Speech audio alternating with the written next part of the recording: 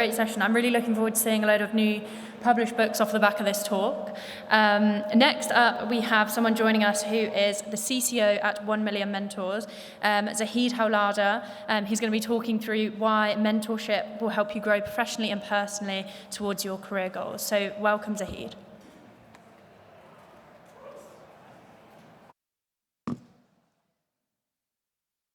Hello, testing. Brilliant, this works. And we have the clicker. Amazing. I think I'm standing right in front of the screen, so maybe I'll come down a little. One thing that Eric did say that actually just really starts nicely with this is that the impact starts with you. Whatever you choose to do, whether it's writing your own book or becoming a mentor, impact always starts with you, whatever you choose to do. Probably asking the easiest question to open with, who thinks that mentorship can help you with your career goals? Just raise your hands. Yep, as I expected, all the hands up, easy. But we're going to talk about it from a different perspective. Yes, absolutely, having a mentor can help you with your career goals. And a lot of us are very fortunate through our friends and our family and our networks that we've got uncles and aunties and so on who just give us advice for free and help us with our next steps in our journey and planning for months, years to come. There are a lot of young people out there that aren't so fortunate. Maybe there are some people who have had difficult upbringings in this room, but certainly you're likely to know people within your networks and circles who have had challenges. But what we're going to talk about is how being a mentor can help you further your careers, goals, develop life skills, while still helping young people as well. So it's okay to be a bit selfish. We always think about ourselves, but you can do that at the same time as helping others. So I'm with 1 Million Mentors. Thank you, Harriet. So my name is Zahid, and we've been delivering mentoring programs across the UK for about 7 years now. And it's very simply one-to-one mentoring, 1 hour a month to change one life. What we're actually learning is that mentoring changes 2 lives, because the feedback we're getting from the mentors themselves is how impact the experience has been for them. And not just in terms of well-being and a sense of fulfillment, but actually developing their skills and what they're able to take back with them to the workplace. And even taking a level above that, for the employer as well, we're learning very much so that these kind of volunteering activities, they are baking into their own professional development plans, skills that they want their staff to develop, whether they're graduates new into the workplace or for senior management tracks as well. Probably hard to see the red text and the bright lights. You can see that 1 in 3 mentors, but what is it saying? Probably just about make that out. 1 in 3 mentors want to gain and improve skills. So that's actually their motivation for signing up and becoming a volunteer mentor. 1 in 3 of our volunteers are doing it for self-improvement. And this is recognizing through their employer, through their workplace, the importance that they can take back to the workplace. And it works. 60%, and we suspect, we'll see some of the stats a bit later on, it's actually higher than that. But from what we're hearing, 60% do feel improvement in personal and professional development. So there is a direct correlation we are hearing from the volunteers through mentoring, through helping a younger person with their own goals and ambitions, that they are also improving their own personal and professional development. I was mentioning a moment ago that employers are exactly thinking about this as well. So during my time with 1 Million Mentors, I've delivered programs on the ground, and for the last year, I've been speaking with employers across the country. Coventry Building Society, Princes Limited, KPMG, Grant Thornton, Rothschild & Co. And they want their workforce to be more active in mentoring explicitly. They're actually looking for organizations that deliver mentoring. The reason being, not only is it a direct connection to Gen Z, which is their next generation of workforce, and they want to learn and understand what they are looking for in an employer, but they want their workforce also to be upskilling in the very skills that will help them be managers and leaders within the organization as well. Few quotes will be dotted around, so hearing directly from our community. This is just one of hundreds. A barrister, and speaking about individual receiving the advice and the mentor themselves gaining a lot through the approach. It doesn't even have to be 1mm. We're obviously just very proud that we get that kind of recognition and feedback, but the mentor develops significantly throughout their mentoring journey. So it can help on your journey to achieving your career goals. This is very light touch, by the way. We could talk on each one of these topics, for half an hour, for an hour. But in terms of career goals, being a mentor will help you in helping a younger person refine their pitch, how they talk about themselves. And in doing that, you will reflect and think about yourself and how you are conveyed and portrayed to others, and how you refine your own elevator pitch and talk about yourself. So that was 1 in 3 mentors are looking for that personal and professional development. 2 in 3 mentees, so just flipping it to the young person at the moment, want to gain in confidence. So that's a young person. About 60%, when they sign up, they say they want help building confidence. Interestingly, and the young person does get helped, but the mentors are telling us at the end, nearly 80% feel more confident in themselves having mentored. So it's not even something the mentor's directly looking for, the volunteer when they sign up. But we were learning over the years that they are building that, and so we started asking the question, and these responses, like well over 500, nearing 1,000 responses. The volunteer, the mentor, having mentored, is feeling more confident having mentored. Now imagine taking that back to the workplace, to your teams, to your team leader, and even if you're an employer, imagine your workforce feeling more confident in their day jobs and what they do. So in terms of wrapping up the life skills, each segment will just end with a little quote. One of our mentors here from Lang & Rourke, national construction company, learning about other people. So this is, again, if we stick to the theme of Gen Z, as YMS does each year, understanding Gen Z, the next generation of workforce. You could be coming in or you could be connecting with them. You're learning what's important to them, as well as developing yourself. And there's that sense when something clicks, and this will come on to the final point about supporting young people directly, but when you see that click in the young person, just that light bulb moment, what you've been trying maybe over a few months to get them to register and understand, it really resonates with you as well, and something really satisfying kicks in.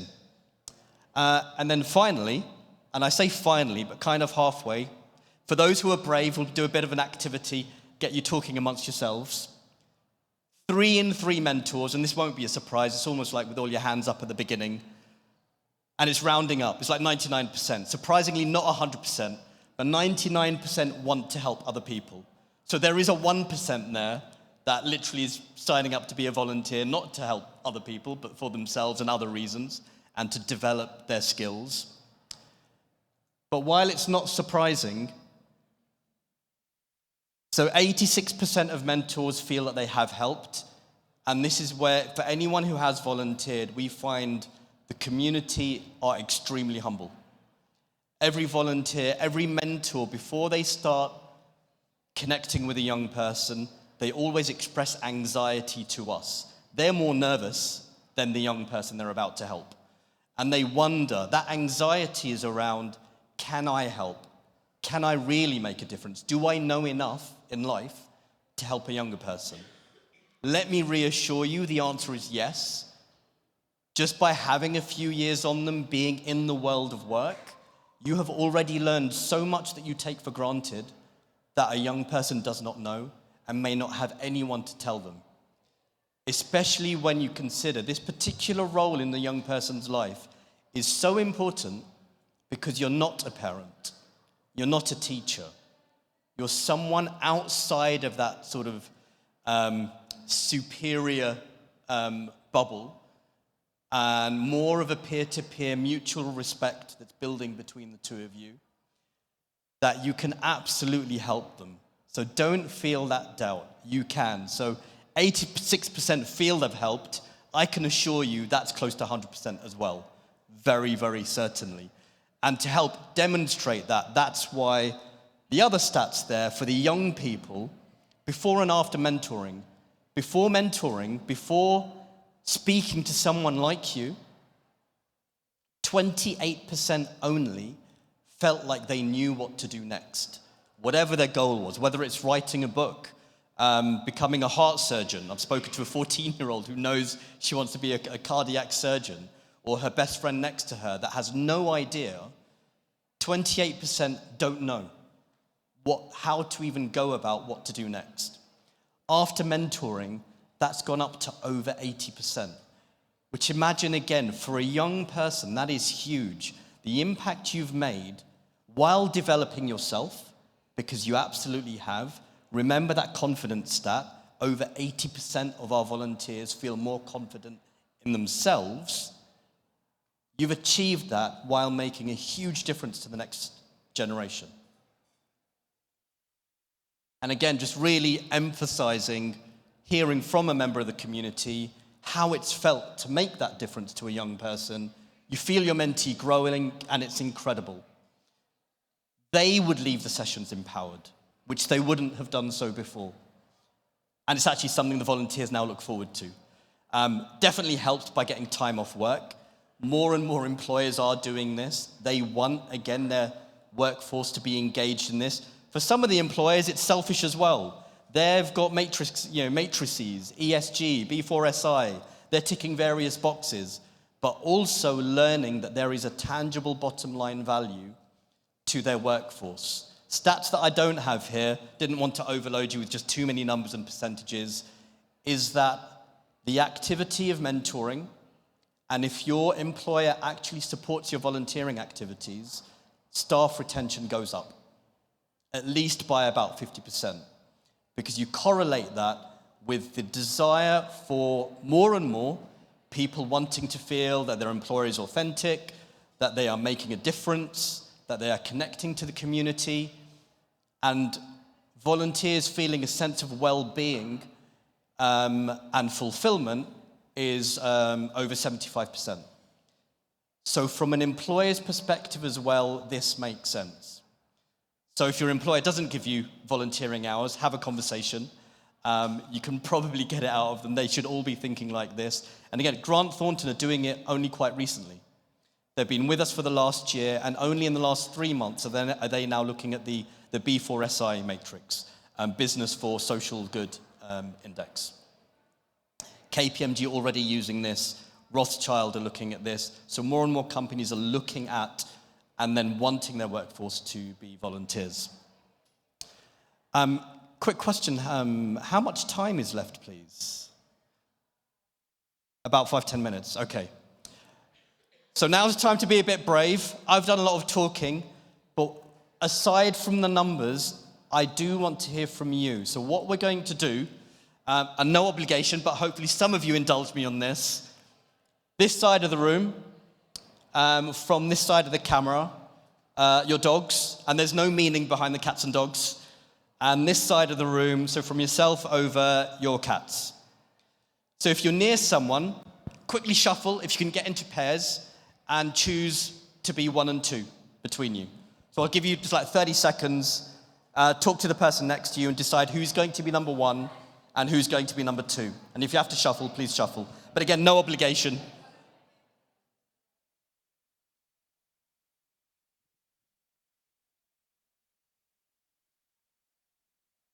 Good stuff, seeing people move, thank you, being brave.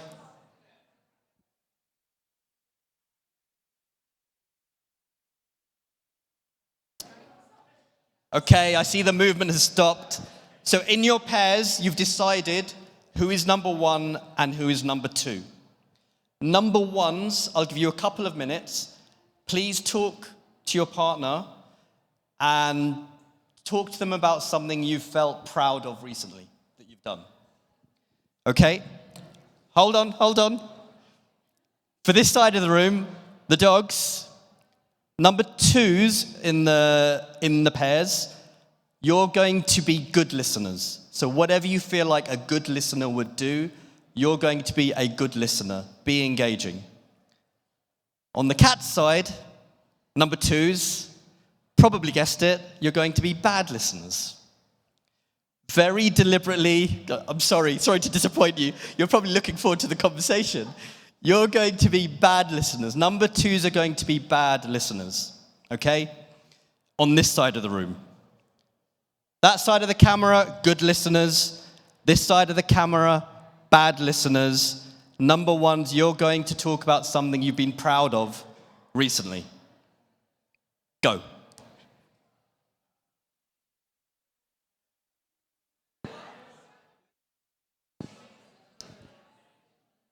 Okay, bringing it to a close, maybe easier in some cases than others. So, number 1s were talking about something they're proud of. And on this side of the room, you were being bad listeners.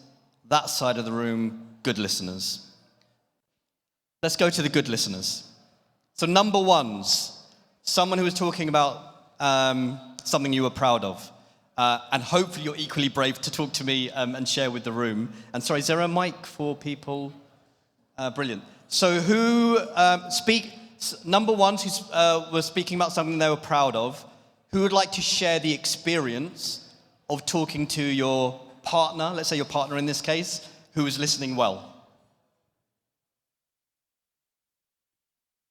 Thank you. Oh, this is exciting. Georgie, was very engaged and she listened to everything I said. And then after I spoke, she asked specific questions about what I had said. So that it felt like she was genuinely listening and it proved that she understood what I was saying and wanted to know more. Perfect example of active listening and a great listener. And how did that make you feel? Like what I was saying was worth saying. Yeah? Yeah. Simple. Yeah. What you were saying was worth saying. Absolutely. Anyone else from the 1s who had someone listening well? Anyone else would like to share how they felt with that? No? I think you've summed it up perfectly, and thank you. You felt a sense of worth. What you were saying was worthwhile. On this side of the room, the bad listeners. So who is a number 1 who spoke about something they're proud of, had someone listening badly? Can you share how you felt? Lady over here with a neckerchief. Hi. So yeah, I was speaking to Rose about a recent achievement, and she was just very distracted, very much on her phone. Didn't seem interested. She's loving it. I could tell she really wanted to listen and ask questions, and she said she felt really bad. You'd be an amazing volunteer, just inherently feeling so bad about listening badly. How did that make you feel? I felt very unseen. Yeah. Again, quite simple, and I like the name drop as well, Rose. Rose, we know who you are.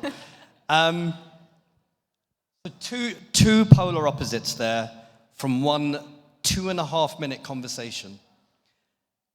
One person felt worthwhile, what they said mattered, and that will amplify to everyone, all the 1s, and any young person even speaking to an adult, or even in the world of work. Your manager's not really listening, your team leader's not really listening. That's how it can make you feel. Feeling, or what was the word you used, sorry? Unseen, feeling unseen. And again, if we think about Gen Z, social media, and the impact of technology as well, this sense of being unseen is amplified more today than it's ever been. So quite simply, and this is where we will wrap up, and thank you for the brave participants for sharing as well, and I think summed up very nicely. Having someone listen to you, even just for a couple of minutes, feeling worthwhile, having a bad listener, however guilty they may feel, you can catch up after this, feeling unseen. And that is really damaging. Think about the longer term impacts of that as well. So that brings me to the end. Really appreciate your time and attention. Thank you so much. Any questions, I'm happy to try and answer.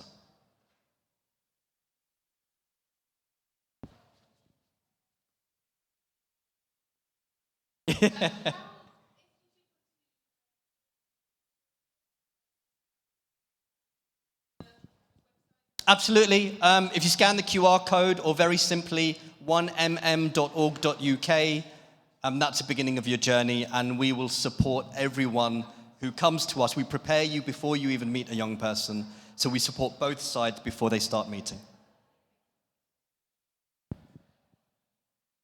Any other questions before we wrap up? No? Amazing. Harriet, YMS. Thank you. Thank you so much. That was an amazing, amazing session. Just to quickly wrap up, we have now got a coffee break until 11:30 when we'll meet back in here for the retail trap. So go and enjoy some coffee and see you in half an hour. Thanks, guys.